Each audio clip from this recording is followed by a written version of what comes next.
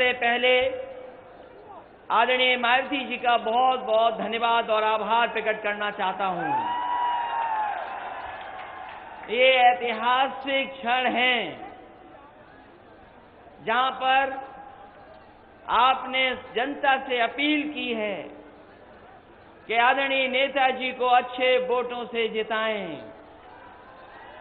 मुझे पूरा भरोसा है यहां की जनता पर कि नेताजी की सेवाओं का और नेताजी के विकास को और नेताजी ने जिस तरीके से हम सबको जगाने का काम किया, जिस तरीके से हमें और आपको इस राजनीति में और समाज में सम्मान देने का मौका मिला है, आज आपकी अपील के बाद मैनपुरी लोकसभा की जनता ऐतिहासिक वोटों से जिताने जा रही है।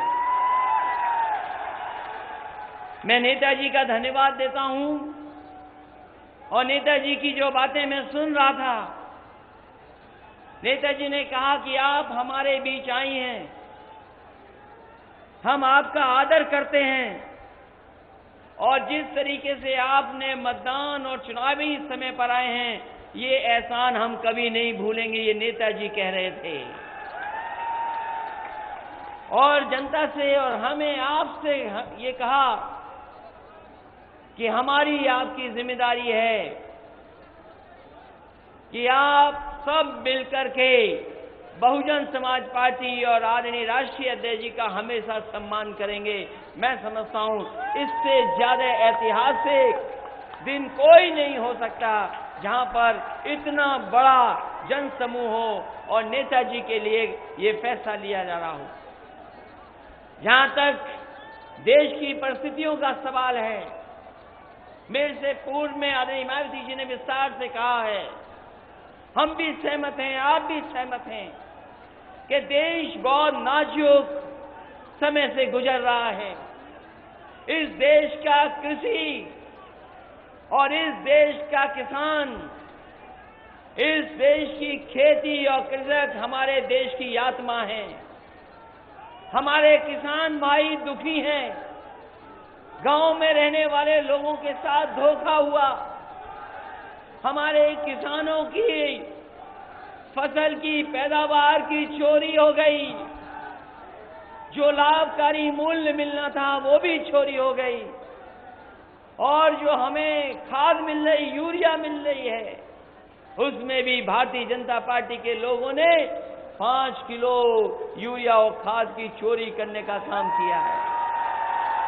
इन नौजवानों का भविष्य अंधकार में है, इनकी नौकरी और रोजगार खत्म हो गया।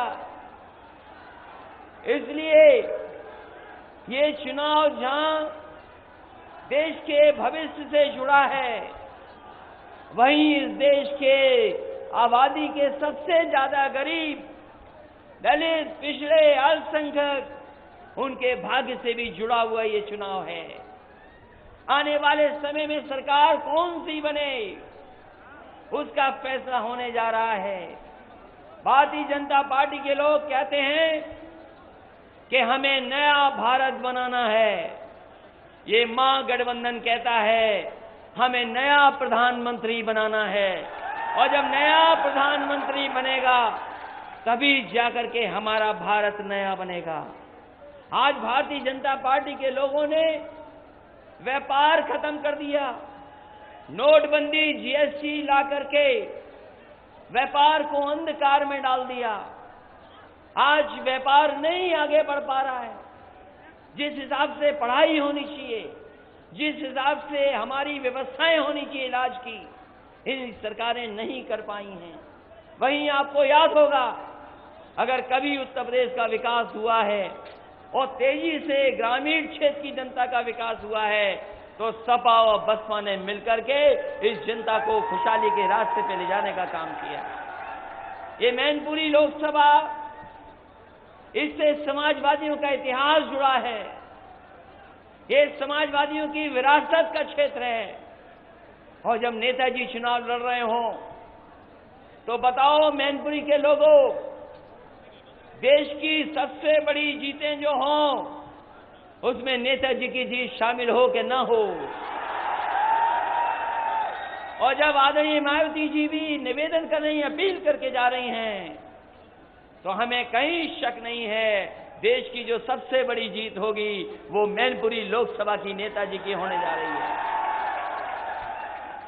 ये जो दिल्ली का रास्ता आसान हुआ है मैनपुरी के लोगों आपके लिए, अब तो मैनपुरी के व्यापारी लोग जब जाना चाहते हैं मैनपुरी गाड़ी उठाते और एक्सप्रेसवे पे चले जाते हैं। ये बताओ, रास्ता आसान अगर दिल्ली का किसी ने किया है तो बहुजन समाज पार्टी और समाजवादी पार्टी ने मिलकर के ऐसी सड़क दुनिया की दी है जिसमें आपका आसान सफर हो गया। दिल्ली करीब ला दी, सपा और बसपा ने दिल्ली को करीब कर दिया, आपके पास दिल्ली पहुंचा दी। बताओ, आपकी जिम्मेदारी नहीं बनती कि सपा और बसपा और एलडी के लिए भी दिल्ली आप करीब ला दें। जहां तक विकास कार्य हैं, चाहे अस्पताल बने हो, चाहे सैनिक स्कूल बना हो, चाहे इंजीनियरिंग कॉलेज बना हो, चाहे 102, 108 और चाहे ये 100 नंबर वाली पुलिस, अगर किसी ने व्यवस्था दी है तो समाजवादियों ने देकर के दिखाई है।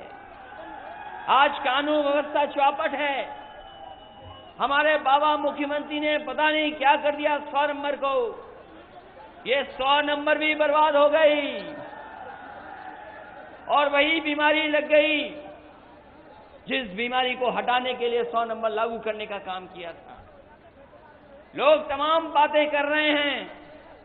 जो देश के प्रधानमंत्री हैं वो पहले हमारे आपके बीच में चाय वाला बन करके आए थे,